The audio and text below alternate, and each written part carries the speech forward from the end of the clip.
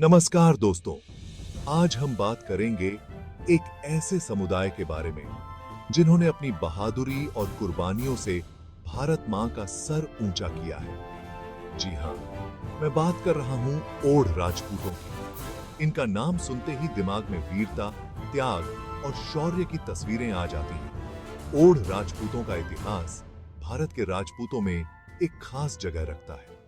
ओढ़ राजपूत ज्यादातर उत्तर भारत से हैं और पुराने जमाने में इन्हें योद्धा जाति कहा जाता था। माना जाता है कि ओढ़ नाम इनके पुरखों के इलाके औड्र देश, आज का ओडिशा से आया है। आज हम ओढ़ राजपूतों के उद्भव से लेकर आज तक उनके शानदार इतिहास के बारे में जानेंगे। तो तैयार हैं आप इस सफर पर हमारे साथ चलने के लिए? ओढ़ राजपूतों की कहानी उतनी ही दिलचस्प है जितना कि उनका नाम। माना जाता है कि ये औड्र प्रदेश, जिसे आज हम ओडिशा कहते हैं, वहां से आए थे। ये धरती हमेशा से ही वीरों की धरती रही है और ओढ़ राजपूत भी इस बात का सबूत है। समय के साथ साथ ये उत्तर भारत के अलग अलग हिस्सों में फैल गए। राजस्थान, हरियाणा, उत्तर प्रदेश और मध्य प्रदेश, हर जगह इन्होंने अपनी बहादुरी का परचम लहराया। हर जगह इन्होंने अपनी छाप छोड़ी, अपने शौर्य की मिसाल पेश की। लेकिन एक सवाल जो अक्सर मन में आता है वो ये कि आखिर औड्र प्रदेश से निकलकर ये वीर योद्धा इतनी दूर दूर तक कैसे पहुंचे? क्या वजह रही होगी इस सफर की? क्या ये जीत की चाहत थी या फिर कुछ और? ओढ़ राजपूतों को अगर युद्ध कला में माहिर कहा जाए तो गलत नहीं होगा। अपनी बहादुरी और युद्ध कौशल के लिए मशहूर ये योद्धा किसी भी मुश्किल से घबराते नहीं थे। इतिहास बताता है कि इन्होंने कई ताकतवर राजाओं को हराया। मुगल, मराठा और अंग्रेज, इन सभी से ओढ़ राजपूतों ने लोहा लिया। अपने राज्य की रक्षा के लिए, अपने लोगों की सुरक्षा के लिए इन्होंने अपना सब कुछ कुर्बान कर दिया।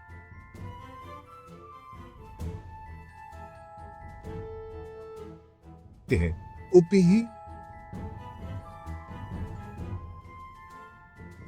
ओढ़ राजपूत की तलवार कभी खाली नहीं जाती थी और अगर जाती थी तो दुश्मन का खून बहाए बिना वापस नहीं आती थी। चाहे वो रणनीति हो या फिर हथियारों का ज्ञान, ओढ़ राजपूत हर चीज में माहिर थे। घुड़सवारी, तीरंदाजी, तलवारबाजी, ये सभी कलाएं इनके खून में थी।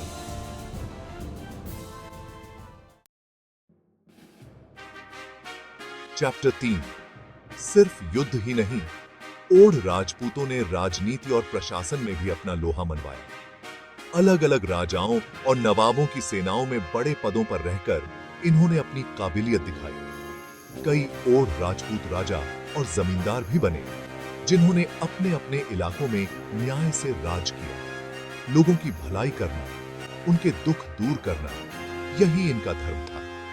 अपनी प्रजा के लिए ये हमेशा तैयार रहते थे।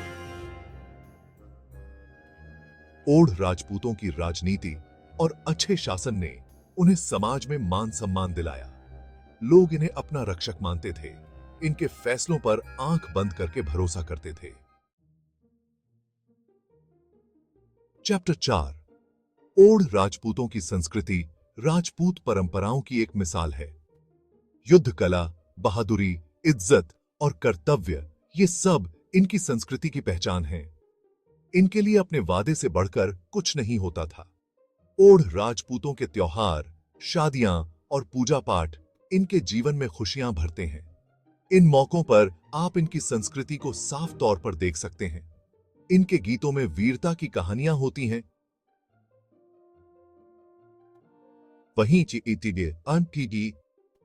वहीं इनके नृत्य में शौर्य और जोश का मेल देखने को मिलता है।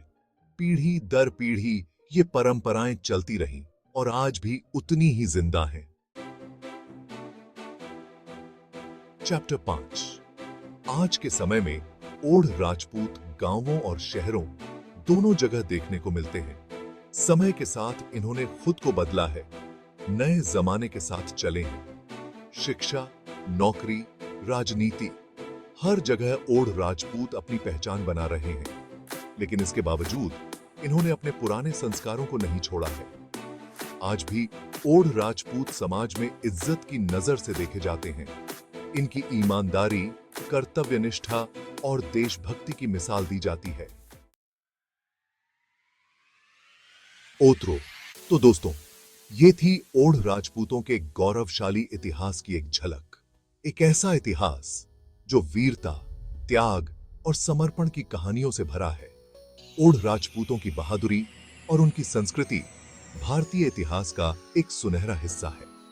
ये कहानी सिर्फ अतीत की दास्तान नहीं है, बल्कि वर्तमान और भविष्य के लिए भी एक प्रेरणा है। यह हमें सिखाती है कि मुश्किल समय में भी अपने संस्कारों को कैसे जिंदा रखा जा सकता है, कैसे अपने कर्तव्यों का पालन करते हुए देश और समाज के लिए कुछ किया जा सकता है। आशा करता हूं आपको यह प्रस्तुति पसंद आई होगी। अगली बार मिलेंगे एक नए विषय, एक नई कहानी के साथ। तब तक के लिए नमस्कार। तो मेरे एक नमस्कार।